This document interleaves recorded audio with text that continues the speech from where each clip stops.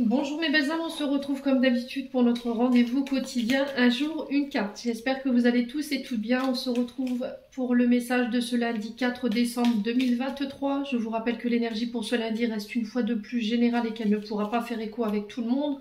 Donc vous prenez si ça vibre pas, vous laissez et vous vous rabattez éventuellement sur les secteurs ascendants et les secteurs lunaires. Bienvenue à ma nouvelle communauté sur le souffle d'un ange by Emily. Merci à tous pour votre bienveillance, votre gratitude et votre gentillesse témoignée tous les jours sur la chaîne. Et merci également à tous ceux qui m'accordent leur confiance pour leur rendez-vous. Et on est parti pour le prochain secteur. Ce sera les signes de terre. Donc les taureaux, vierges et capricornes. Allez. Pour les taureaux, vierges et capricornes. Allez, pour les taureaux, vierges et capricornes. Pour ce lundi 4 décembre 2023. Allez, taureau, vierge, capricorne. Alors, on en a une. Oula.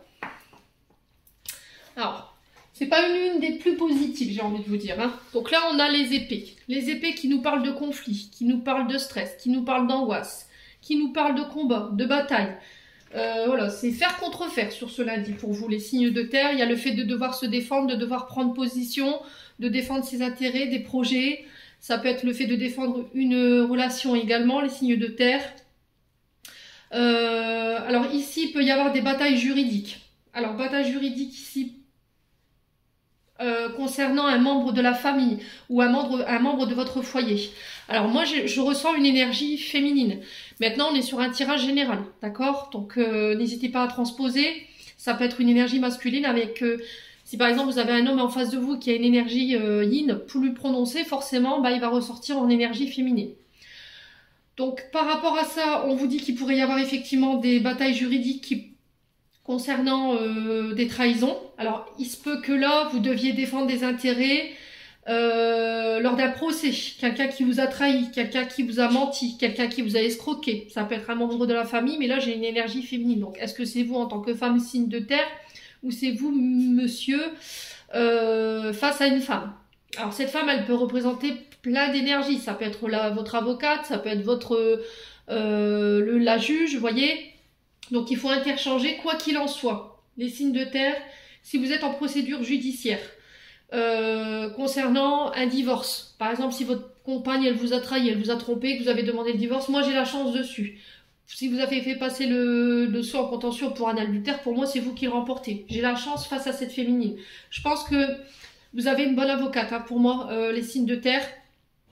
Là, on vous dit que vous tournez le dos à des situations ou à des personnes qui vous ont trahi. Alors, peut-être que dans cette bataille juridique, il y a des personnes qui vous ont tourné le dos, qui vous ont mis des coups de couteau dans le dos.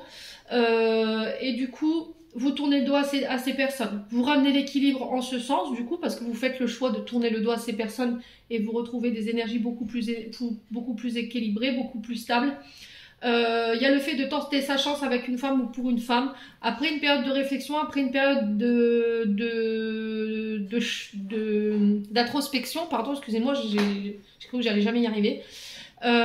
Concernant ses sentiments, on communique en ce sens. J'ai l'impression qu'on a tourné en rond longtemps ici les signes de terre concernant nos sentiments ou par rapport à des projets qui nous passionnent, par rapport à des projets dans lesquels on avait mis beaucoup d'amour.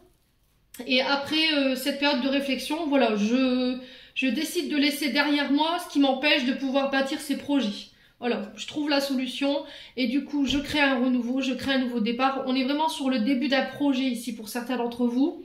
Ça peut être le fait de devenir avocate, ça peut être le fait de devenir juge, voilà, ça peut être ça. Ça peut être aussi le fait de...